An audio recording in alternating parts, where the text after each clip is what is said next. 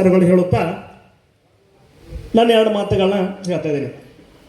ಪತ್ರಿಕಾ ಉದ್ಯಮ ಅಂದರೆ ಒಂದು ಜಗತ್ತಿನ ನಮ್ಮ ಭಾರತ ದೇಶದಲ್ಲಿ ಹೊರ ದೇಶದಲ್ಲಿ ಆಗುವಂಥ ಮಾಧ್ಯಮಗಳನ್ನು ಕ್ರೋಢೀಕರಿಸಿ ನಮಗೆ ಒಂದೇ ಸೂರಿನಲ್ಲಿ ಬೆಳಗ್ಗೆ ಎದ್ದು ಕೂಡಲೇ ನಾವು ಚಹಾ ಕುಡಿಯೋಕ್ಕಿಂತ ಮೊದಲು ಸಿಗೋದು ಪತ್ರಿಕೆ, ನ್ಯೂಸ್ ಎಲ್ಲ ಸಿಗೋದೈತಿ.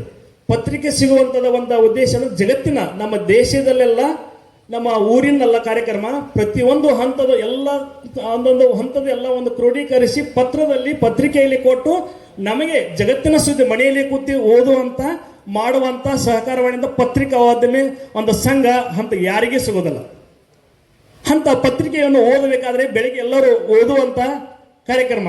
ಈಗ ನಾವು ವಿಚಾರ ಮಾಡ್ತೀವಿ ಓದಕ್ಕಿಂತ ಮೊದಲು ಏನಿದೆ, ಪ್ರತಿಯೊಬ್ಬರು ನಮ್ಮ ಪ್ರೆಷರೈಸ್ ಒಂದು ಎಂಗ್ಸೈಟಿ, ಪ್ರತಿಯೊಬ್ಬರು ಎದ್ದುಕೊಳ್ಳಿ ಕೆಲಸ ಮಾಡಬೇಕು. ಎದ್ದುಕೊಳ್ಳಿ ಏನು ಮಾಡಿತ್ತು, ಬೆಳಗ್ಗೆ ಎದ್ದ ಹಣ ಗಳಿಸಿದ್ರೆ ನಾವು ಭಾಳ ಚಲೋ ಇತ್ತಪ್ಪ, ಓದಬೇಕು, ಕೆಲಸ ಮಾಡಬೇಕು, ರೊಕ್ಕ ಗಳಿಸ್ಬೇಕು ಅನ್ನೋದು. ಆದ್ರೆ ಮನೆಗೆ ಬಂದ ಕೂಡಲೇ ಸಂಜೆಗೆ ಏನಾಗೈತಿ, ಹಣ ಇದ್ರೆ ಏನಿಲ್ಲ, ಆದ್ರೆ ನೆಮ್ಮದಿ ಇದ್ರೆ ಮಾತ್ರ ಸಾಧ್ಯ ಅಂತ ವಿಚಾರ ಮಾಡ್ತೀವಿ ಈಗಿನ ಜೀವನದಲ್ಲಿ. ಆದರೆ ಬೆಳಿಗ್ಗೆ ಹಣ ಬೇಕು, ಸಂಜೆಗೆ ನೆಮ್ಮದಿ ಬೇಕು.